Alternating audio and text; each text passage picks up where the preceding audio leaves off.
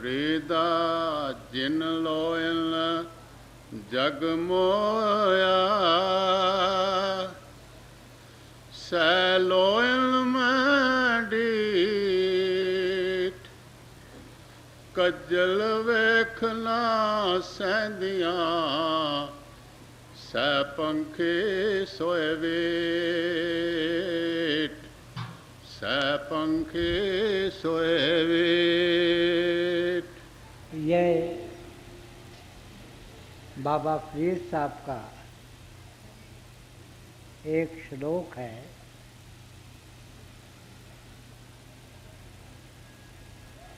उनकी वाणी रूहानियत के जितने भी राज हैं उनको बड़ी खूबी से और ऐसे अंदाज में जो सबको समझ आ जाए पेश किया गया है। उन्होंने 1173 ईस्वी से लेकर 1260 ईस्वी तक भारतवासियों को रूहानियत की लाजवाब दौलत से माला माल किया। वो मुकम्मल सूफी थे, मुर्शिद कामिल थे और वो आलम बाअमल थे। हमारे हुजूर पुरनूर स्वामी कृपाल सिंह जी महाराज यह फरमाया करते थे कि ये जो इल्म है ये एक आमल के गले में हो तो ये सोने पे सुहागे का काम करता है। ये उसके गले में एक खुशबूदार और खूबसूरत फूलों का हार है। तो यही आलम बाबा फरीद का भी था। वो बहुत बड़े आलम भी थे। उन्होंने अरबी, फारसी, उर्दू, मुल्तानी और पंजाबी में बहुत नज़में कही हैं।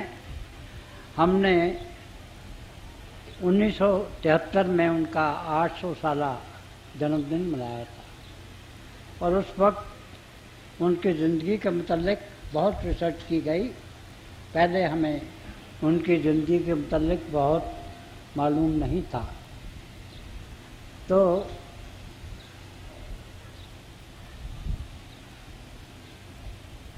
वो पहले सूफ़ी थे जिन्होंने अरबी, ईरानी और भारतीय संस्कृति को एक संगम पे लाके खड़ा कर दिया। और ये 12वीं सदी की बात है कि जब उन्होंने इस्लामी तसव्वुफ़ और वेदांत दोनों को इकट्ठा कर दिया और उन्होंने ये बताया कि जितने संत, महात्मा, ऋषि, मुनि, औलियाए कराम, सतगुरु होते हैं उन सब का मिशन एक ही होता है। वो एक ही प्रभु के रिप्रेजेंटेटिव होते हैं और उनका काम सबको मिलाने का होता है। फरीदा जिन लोयल जग मोया, सै लोयल मैं डेठ, कज्जल वेखना सैंदियां, सै पंखे सोए वेट। अब ये बता रहे हैं कि हम अपने जिस्मानी हुस्न पे बड़ा गर्व करते हैं, बड़ा गुरूर करते हैं। ये एक उर्दू का मिसरा है कि खुदा जब हुस्न देता है नज़ाकत आ ही जाए। और जिस भी इंसान को प्रभु हुस्न से, सौंदर्य से वो उसे जिंदगी में बहुत बड़ी नेमत अता करता है, वो उसके सर को फेर देती है, वो सातवें आसमान पे प्रवास करता है। मगर हम जब भूल जाते हैं कि ये जो हुस्न है ये 4 रोज़ा है, यह हमेशा रहने वाली चीज़ नहीं है। ये जो जिस्मानी हुस्न है ये जिस्म से ताल्लुक़ रखता है। हमारा पंचभूतिक शरीर है, और गुरु नानक साहब ने भी कहा है कि पंच तत्व का पुतला गैबी खेले माए। मगर हम इस पुतले को जो है उसकी तो हम कदर करते हैं, और ये जो पुतला है ये एक फ़रेब है, एक गुमान है, एक तसव्वुर है, यह हकीकत नहीं है। मगर हम जो हकीकत है, जो सच्चाई है, उसको हम भूल जाते हैं।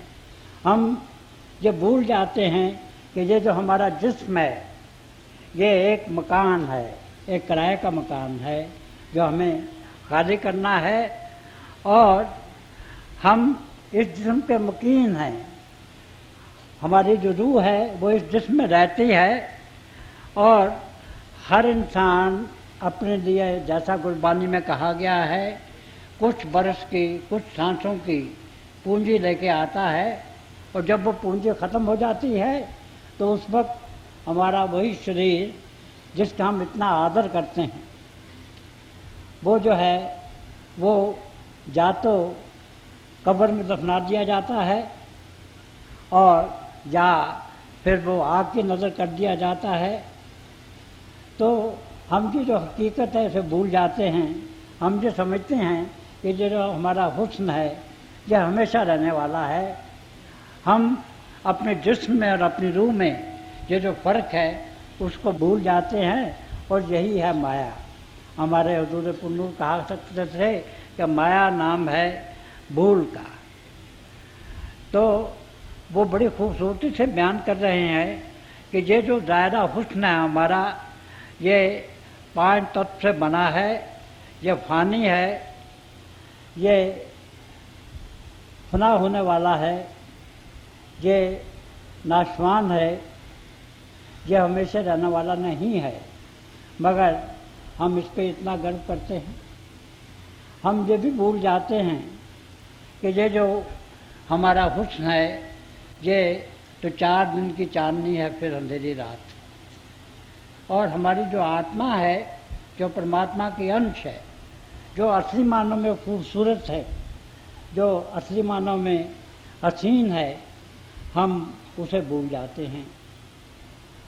और हमारे संत महात्मा हमेशा यही बताते रहे हैं कि आप वो हुस्न हासिल करो, वो सौंदर्य प्राप्त करो जो अमर है, जो हमेशा रहने वाला है, जो लाफानी है, जो जावेदानी है, जो इटर्नल है, जो इमॉर्टल है। तो अब बड़े खूबसूरत अंदाज से वो ये कह रहे हैं कि देखिए, आप अपनी असलियत को नहीं भूलिए, आप जो जिस्म की जो खूबसूरती है उसी में उलझ के नहीं रह जाइए। हम अगर हसीन होते हैं, खुदा अगर हमें हुस्न अता करता है तो हम दाता को भूल जाते हैं और दात में उलझ कर रह जाते हैं। तो यही हमसे बड़ी कमी है। गुरबानी में भी यही आया है कि हमारी ज़िंदगी की सबसे बड़ी ट्रेजेडी यही है कि हम जो दात है प्रभु की, जो दुनियावी नेमत है, हम उसमें उलझ के रह जाते हैं और जो दाता है उसे भूल जाते हैं। हमें चाहिए कि हम हमेशा दाता को याद रखें। तो जिसे बड़ी खूबसूरती से बयान कर रहे हैं कि ये हमारे जो जिस्म की आराइश है, आप देखिए कि हम कितना वक्त अपने आप को खूबसूरत बनाने में लगाते हैं। हम कॉस्मोटोलॉजी में तो ज़्यादा वक्त सर्फ करते हैं, और जो प्रभु को याद करना है वो कभी हो गया, गलती से तो हो गया। हम रोज देखते हैं अपनी ज़िंदगी में कि we prepare a face to meet other faces in life, and we spend hours in spending cosmetics to prepare our face, and we devote more time to cosmetology than to the elevation of the soul in our life. तो यही बात बता रहे हैं कि भाई हम एक भूल में हैं। हम जो समझते हैं कि हमारी मंजिल जो है यही हमारा हुस्न है, जिस्मानी हुस्न। और जिस्मानी हुस्न जो है वो तो बुलहवसी है, वो जो है वो रूहानियत नहीं है, वो तो एक फ़ानी चीज़ है, नाशवान चीज़ है, वो अमर नहीं है, वो जावेदानी नहीं है। तो यही बाबा फरीद हमें बड़ी खूबसूरती से समझा रहे हैं। और एक बात और सोचिए, ये एक बड़ी खूबसूरत बात जो कह रहे हैं एक शायराना अंदाज में। आप देखिए कि जो अपने आप को बड़ा हसीन समझते हैं, सुंदर समझते हैं, अपने आप को बहुत लवली समझते हैं, ब्यूटीफुल समझते हैं, वो ये समझते हैं कि हम बड़े हल्के रहें। आजकल आपने देखा है कि डाइटिंग पर बहुत बड़ा जोर दिया जाता है।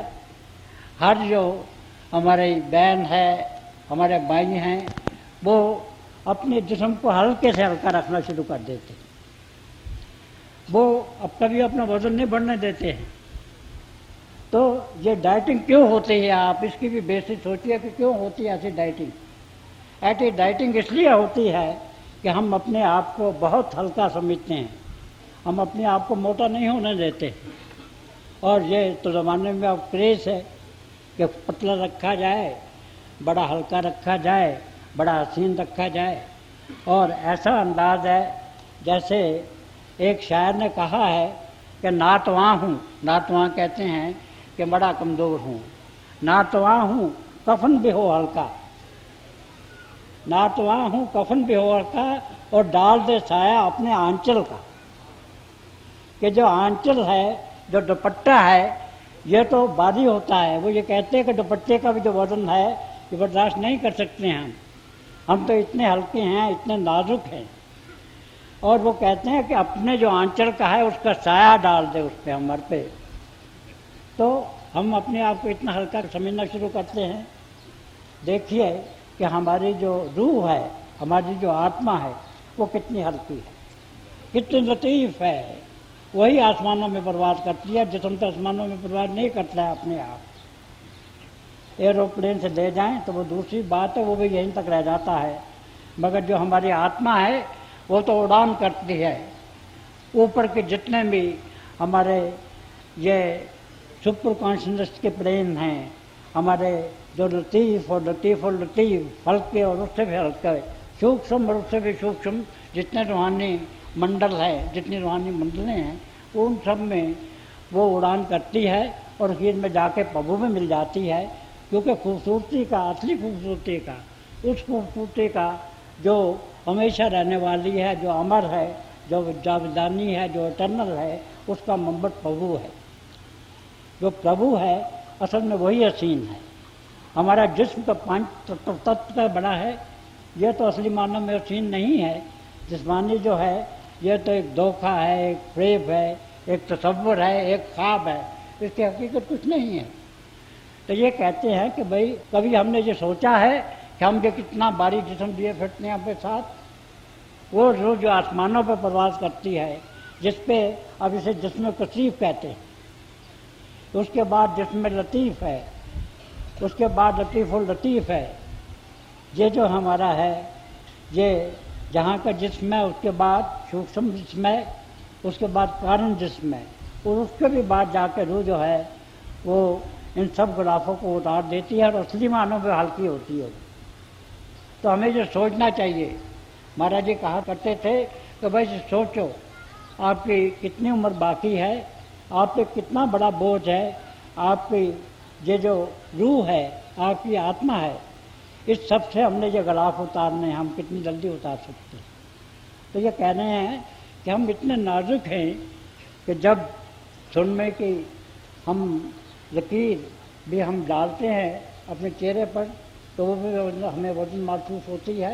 मगर हमने कभी ये रियलाइज़ नहीं किया कि ये जो हमारा कसीफ जिस्म है, स्थूल जिस्म है, ये कितना भारी है और हमने इसे ऊपर जाना है।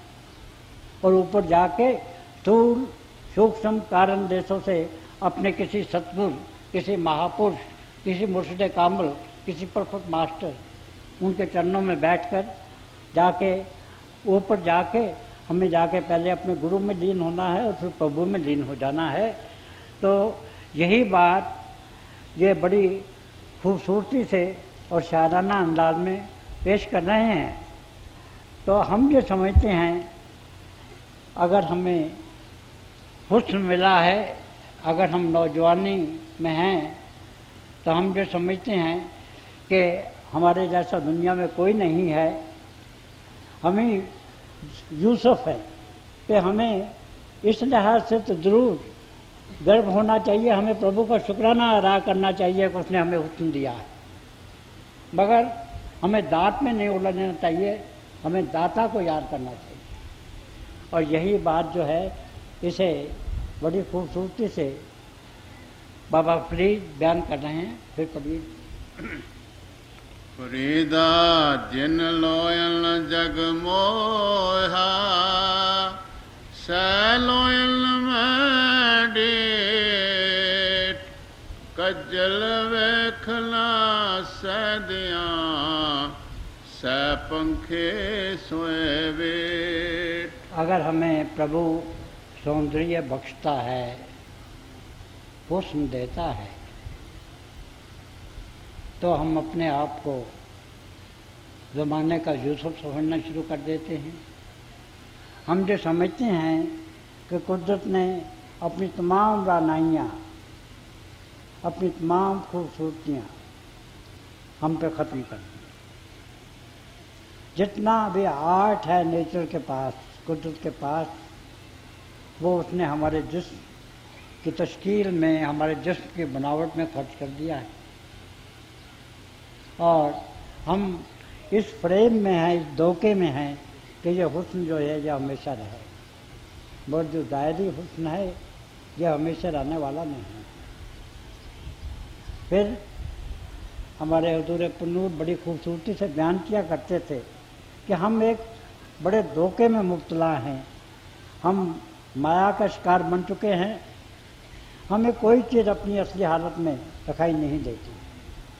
देखिए, अब साइंसदानों ने ये साबित किया है कि दुनिया की हर चीज़ हर वक्त गर्दिश में है, वो रेवोल्यूशन में है, वो फिर रही है, चक्कर लगा रही है।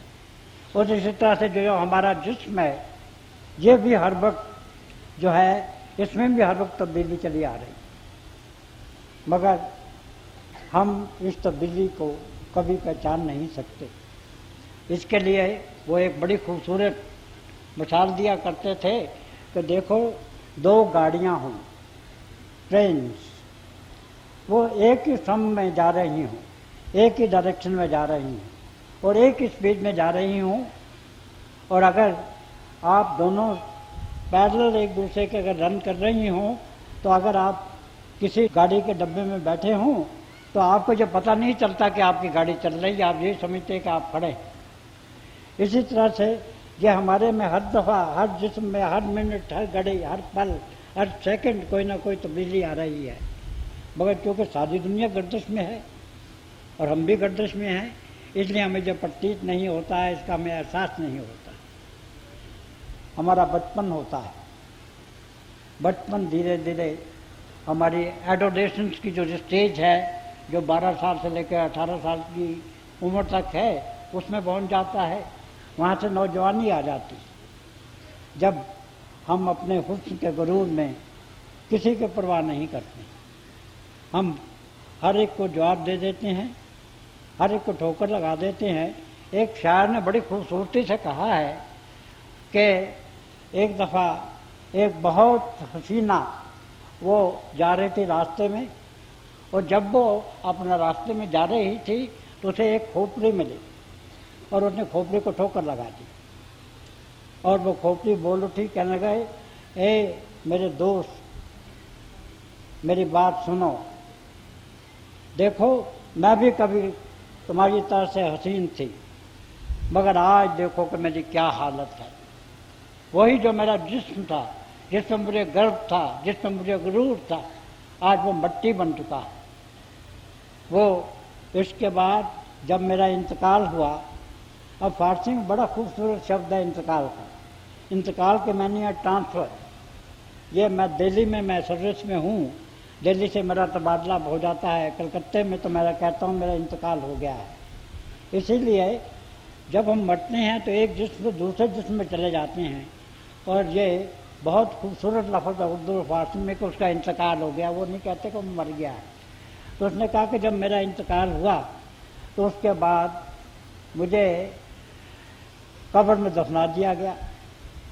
अब जो जो समय गुजरता है, आंधी आती है, तूफान आता है, कब्रें जो हैं वो उखड़ जाती हैं, और ये मेरे सर की खोपड़ी है जो जिस वक्त तेरे कदमों में पड़ी है तूने से ठोकर लगा दी है। याद रख कि तो हर दिल का ख्याल कर, और अगर हर दिल का तू पास नहीं रखेगी तो ये याद रख कि तेरा भी कल वही हश्र होगा जो रब हो रहा है।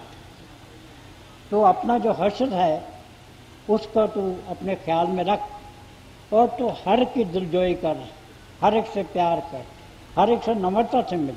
अगर खुदा ने तुम्हें हुस्न दिया है तो उससे सबसे बड़ा जो काम लेना वो ये है कि तो हर एक की खिदमत करे, हर एक की तो सेवा करे। मेरा एक शेर है, जिंदे बेबाक जरा शीशा और मीना का लिहाज, दिल की दुनिया से गुजरना है तो आहिस्ता गुजर।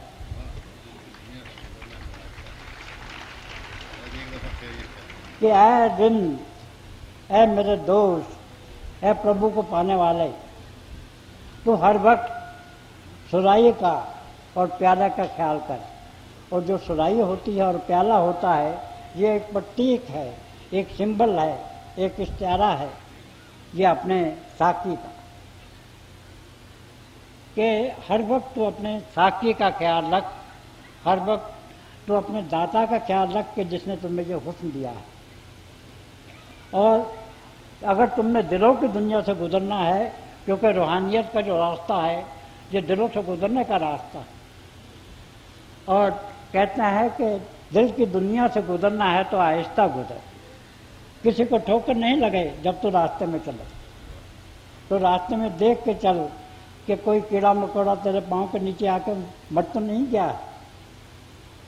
और हम हैं कि हुस्न के गुरूर में हम हर एक को ठोकर लगाते चले जाते हैं।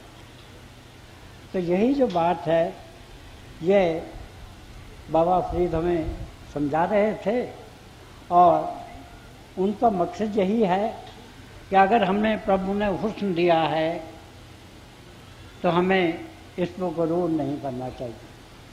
और जब उन्होंने हुस्न का लफ्ज़ इस्तेमाल किया है तो इसमें प्रभु की बाकी दुनियावी जो दाते हैं वो भी हैं, इसमें हमारे दोस्त हैं, मित्र हैं, रिश्तेदार हैं, हमारी बहुत बड़ी जायदाद है, प्रॉपर्टी है, बिलोंगिंग्स हैं, हमारे पास बहुत बड़ी कुर्सी है, हमारी बहुत ख्याति है, हम इनमें उलझ के रह जाते हैं। मेरा एक शेर है कि तुम्हें अपने क्या किस्सा में नहीं उलझना चाहिए। कलेक्शन कहते हैं ये जो मिल्की वे है कि इसमें नहीं उलझना चाहिए, तुमने तो इससे पार जाना है, आउटर स्पेस में जाना है। तो ये जो दाते हैं ये हमारे रास्ते में एक रुकावट बन के रह जाती है। हमें चाहिए तो ये तो जो दात प्रभु ने दी है उसके लिए उसका शुक्राना अदा करें। उसका शुक्राना इस तरह से अदा कर सकते हैं कि हम रोज़ जैसा हम मुर्शिद पाक कहे भजन में बैठे अपने जीवन को सदाचारी बनाएं, और हम खिदमत खल्क़ करें, लोगों की निष्काम सेवा करें। और इसी तरह से हमें प्रभु का शुक्राना करना चाहिए, मगर हम शुक्राने की तरह हम तो गुरूर करना शुरू कर देते हैं। तो वो यही बता रहे हैं कि हमें जो दुनिया की जितनी भी नेमतें हैं इनमें नहीं उलझना चाहिए। हमारा जो डेस्टिनेशन है, हमारी जो मंजिल है, जो आखिरी स्टेज है जिसमें हमें पहुंचना है, वो तो हमारी आत्मा और परमात्मा का मिलाप। हमें सद्गुरु ही ऐसा है जो मोह माया के जाल से बचा लेता है, जिस्म और जिस्मानियत से ऊपर लाता है,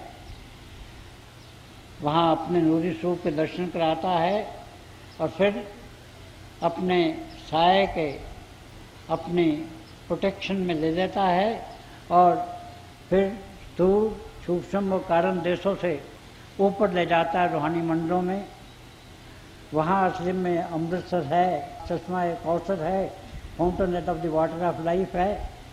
और जब वो हम अमृत पान करते हैं तो फिर हमसे ये गलाफ उतरते हैं और हम कहते हैं सो हम, कि हम भी उसी अंश के हैं जैसा तू है। और उस वक्त जाके हम असली मानव में लतीफ़ बनते हैं। असली मानव में उस वक्त हमसे सब गुलाफ उतरते हैं और फिर उससे आपको जाकर वो पहले अपने आप में लीन करता है और फिर प्रभु में लीन कर देता है। तो वो यही कह रहे हैं कि आप जो प्रभु के दाते हैं उनमें मत उलझिए, आप दातार को हमेशा याद रखिए।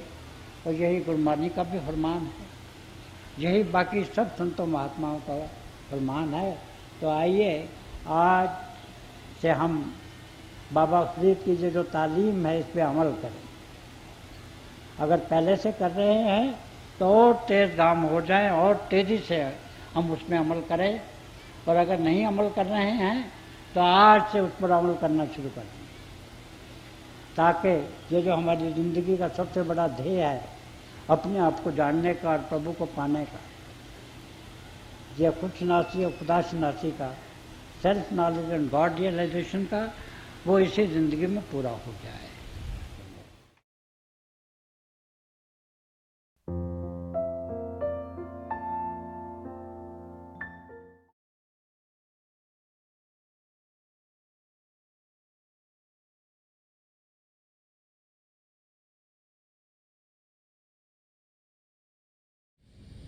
प्यारे भाई और बहनों, हम सब अभी दयाल पुरुष दर्शन सिंह जी महाराज का सत्संग सुन रहे थे। ये हमारी खुशकिस्मती है कि ऐसे महापुरुषों के वचन हमें सुनने को मिलते हैं।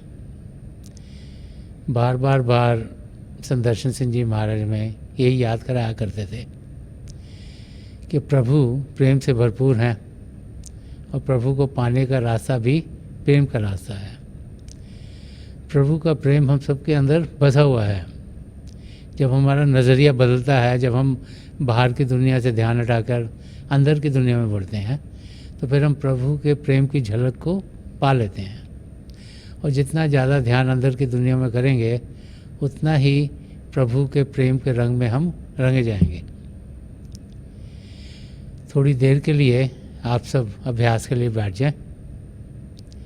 मेरी पिता परमेश्वर के चरण कमलों में, और जो पिछले संचय के महापुरुषों हैं, हजूर बाबा सावन सिंह जी महाराज, परम संत कृपाल सिंह जी महाराज और दयाल पुरुष दर्शन सिंह जी महाराज के चरण कमलों में यही प्रार्थना है कि जो जो हम सबके लिए बेहतर हो वही हमारी ज़िंदगी में ढले। हम प्रभु के शब्द के साथ जुड़ें और प्रभु की ज्योति को हम अपने अंदर तेज़ी से पाएं। थोड़ी देर में मैं आपको इस अभ्यास से उठाऊँगा और मेरी शुभकामनाएं आप सबके साथ हैं।